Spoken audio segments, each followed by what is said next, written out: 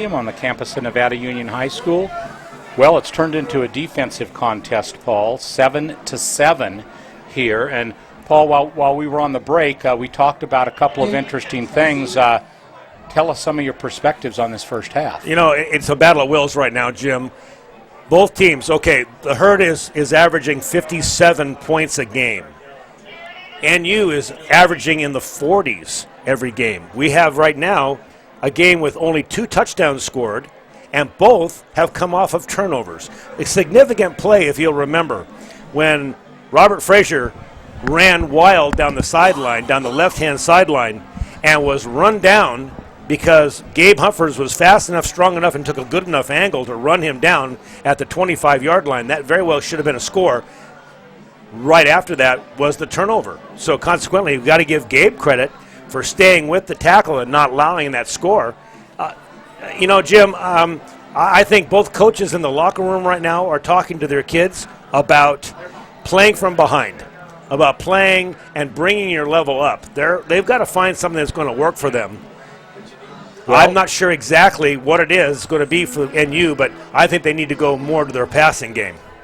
We've got 24 minutes left of high school football tonight. Nevada Union, Elk Grove. We'll be back with more halftime action in just a moment. You're watching exclusive coverage of Nevada Union Minor football. This is the Touchdown Production Sports Network. Grass Valley Eye Care has been serving our community for over 10 years. Grass Valley Eye Care is the only optometrist offering evening appointments on Tuesdays and Thursdays, as well as Saturday appointments for your convenience. We carry a wide selection of frames, have an optical lab on site, and our new Vizio office machine is the latest technology in corrective lenses. So whether it's contact lenses, glasses, or complete eye care, let Grass Valley Eye Care assist you with all your vision needs. Hi, my name's Mark from Swayze's Public Wholesale at 140 East McKnight Way. At Swayze's, we have all kinds of automotive tools. We have all kinds of fasteners, 3 different pitches of metrics. We have safety equipment. And don't forget our glove world. We carry over 600 styles of gloves. If your canopy was damaged this winter, we have all the parts and supplies to fix and repair it or expand it. It's Swayze's Public Wholesale. We have everything you need for everything you do. Open every day, 8 to 5 on the weekdays, open till 4 on the weekends.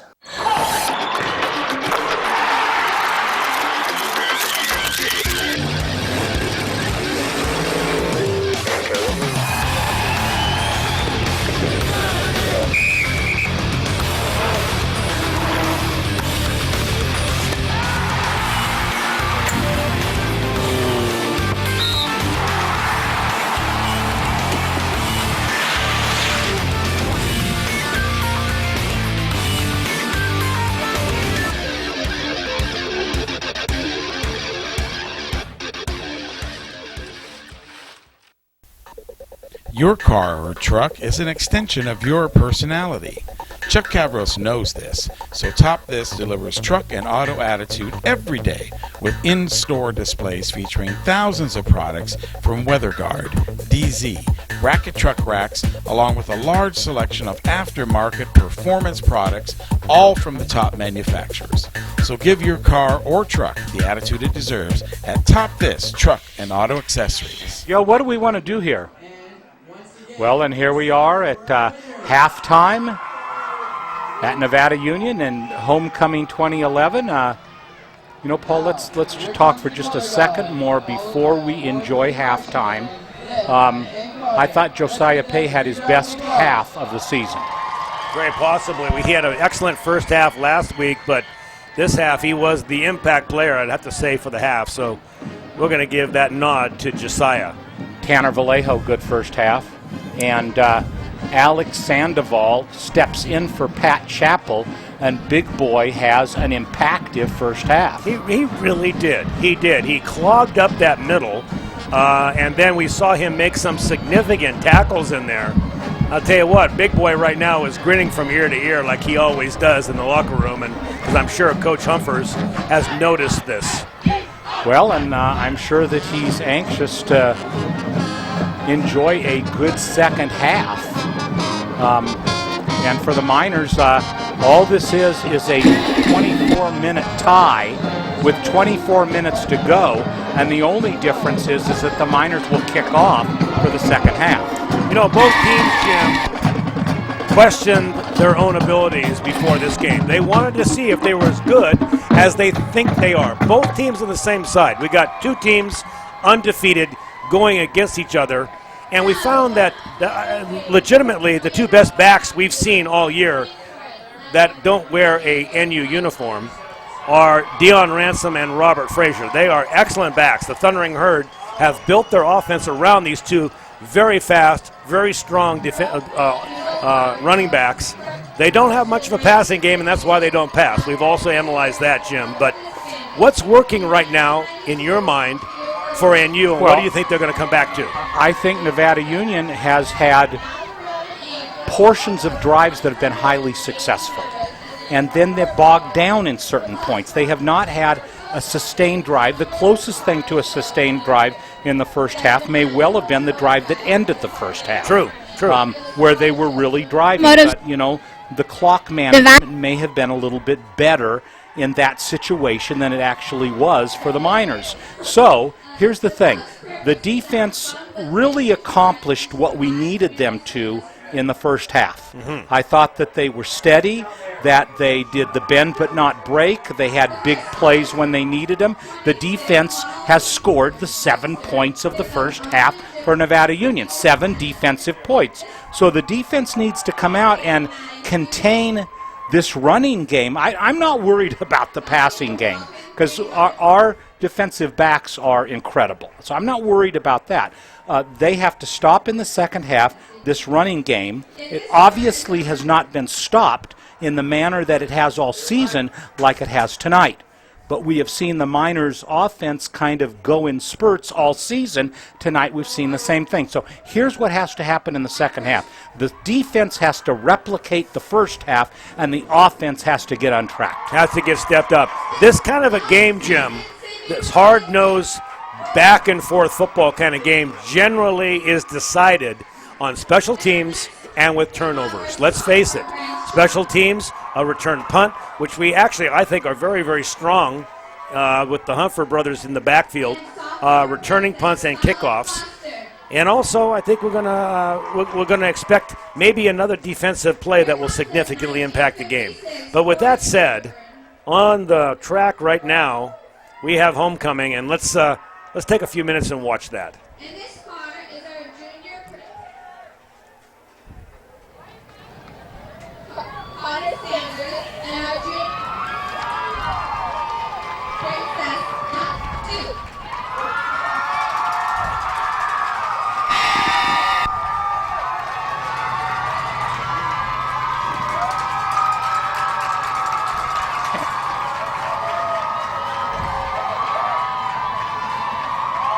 And there is Allie.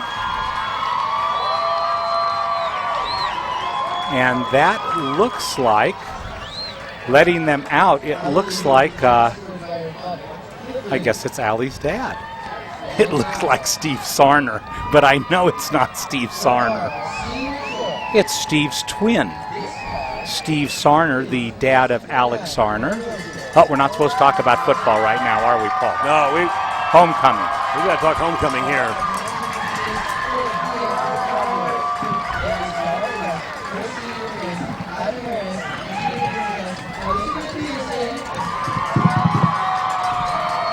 And it's a loud and raucous crowd. We have 3 more cars that are bringing in our homecoming candidates. I can remember very well the year that it was Andrew Jackson. And Paul, you'll see it when they crown the king. The crown that he wears is a little bit humorous, and for Andrew to wear it. Andrew Jackson, the President of the United States? You are old. No, Andrew Jackson, the star for Nevada Union. Paul. That was before my time, Jim, sorry. Now this car, I'm loving life here. I'm loving life. If I was a king candidate, this is the car I'd want to ride in. And a couple of very popular candidates. In fact, it looks like The young man has on a tux with a nice red rose. Last but not least, the 1948 limited convertible, American driven by Dan Alvarez. The original convertible. As Senior Vice President Harrison Pauling and last year's Ball Playing Queen, Sarah Marshall, will be here. It was a huge honor to prime this year. Let's give everyone a big round of applause. And so there we go. There we have all of our candidates, and here comes the moment of truth. Hopefully we'll be able to, Paul, maybe you can take your headset off and see if you can pass me names as they're announced.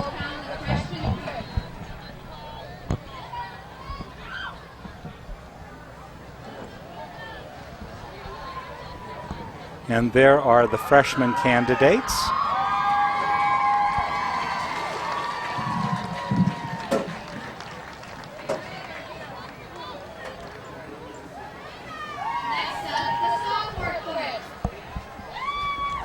And there is the sophomore court, I believe.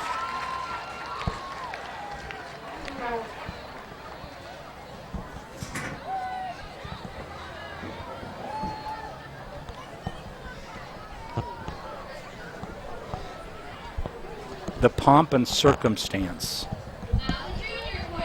And here's the juniors. There's Allie. And unfortunately, they're not announcing the names, Jim, so we don't know who these people are. But trust me about one thing, this is a moment of their lives that they never forget. One way or the other. And now, finally, for the senior court, there was a two-way tie for the second among the senior boys. So the senior princes will be announced in no particular order. And the first prince is College Darius. The senior princess, Autumn Nolan. And there's Autumn Nolan. The other senior prince is Adam Harris. And Next runner-up is senior princess, Elizabeth Peterson.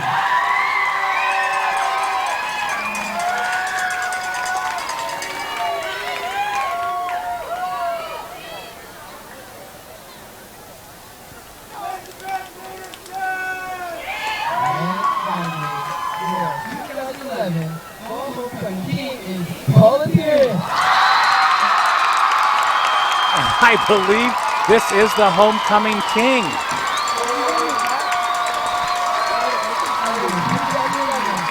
And there it is.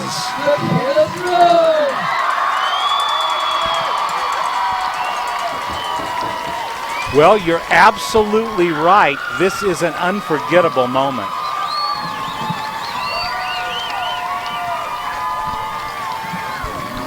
A moment they will never forget. There they are posing on the track. Very popular king. No lack of self-confidence there. And a beautiful, beautiful princess. Paul, you know, this is the coolest homecoming I've ever seen. I couldn't agree with you more, Jim. I don't know what students vote.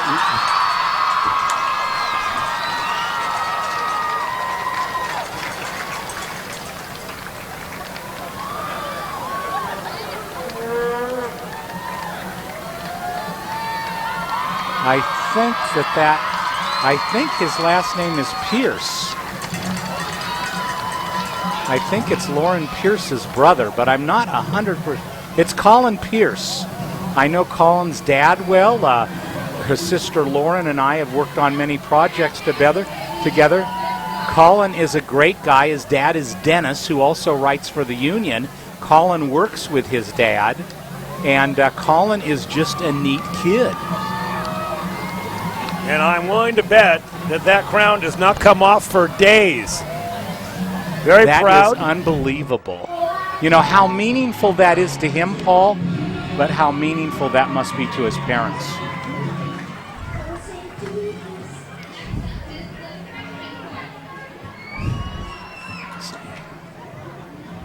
So, homecoming 2011 draws to a conclusion. We're going to be back with second half action in just a moment. You're watching exclusive coverage of Nevada Union football. This is the Touchdown Production Sports Network.